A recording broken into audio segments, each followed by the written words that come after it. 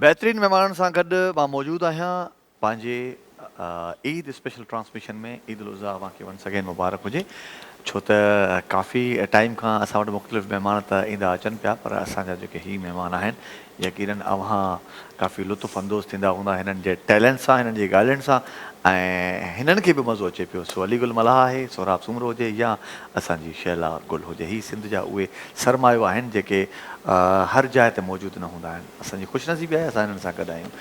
शैला, तव्हां कीअं हिननि जी परफॉर्मेंस तव्हांखे लॻी? मां तव्हां सां छो गॾु त तव्हांजो ॾिसो जेको मां ॾिसां थो कॉमेडी न खिलण त तव्हांखे ॾाढो अचे पियो, अञा बि तव्हां कंट्रोल पिया कयो। मां सच में थोरो वधीक खिलंदी आहियां न, पोइ कोन रोइण वारो माहौल थी अखियुनि मां पाणी न बीहंदो आहे, पोइ मां हिनखे ॾाढो कंदी आहियां की न थिए।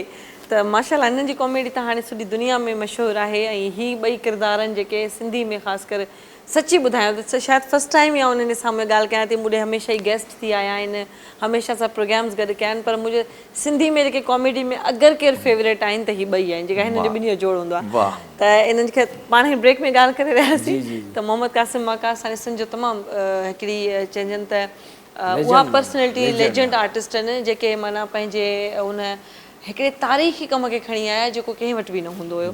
त उन्हनि जेका पैरोडी हिननि कई हुई काफ़ी साल पहिरियां, उहा तव्हांखे जॾहिं ब्रेक जे दौरान ॿुधाइनि त मां मां प्रीव्यू इंचार्ज हूंदी हुअसि कंहिं टाइम के निजी चैनल ते, त पोइ मां सभु प्रोग्राम ॾिसंदी, रिपीट करे ॾिसंदी, मां इहो वरी ॾेखारिजो।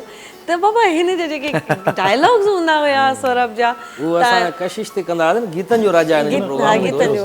उन में मुख़्तलिफ़ जेके चैनल ते ई प्रोग्राम हलंदा उन्हनि जी पैरोडी कंदा हुआसीं। उन्हनि जो प्रोग्राम हलंदो रंग मंच, असां उनजी पैरोडी कईसीं। असां जंग मंच जंग मंच पोइ उन में मां थियो हुअमि कमंद कणक धमाका, नालो उन्हनि जो हूंदो मोहम्मद क़ासिम माका। असां पाक नाला आहिनि, असां वरी उन्हनि खे कमंद कणक धमाका नालो रखियोसीं। हुन में इहो ॾेखारियोसीं जेके आहे उन्हनि जो, हालांकि उहे न आहे उहे जीअं असां ॾेखारियोसीं, असां हुन में कॉमेडी जो तड़को विधोसीं।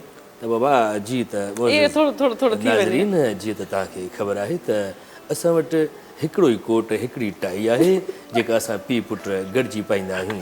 कॾहिं पुटु पाईंदा आहिनि, कॾहिं पीउ पाईंदो आहे। इन सां छा थींदो आहे, प्यारु वधंदो आहे, मोहबत वधंदी आहे, पैसो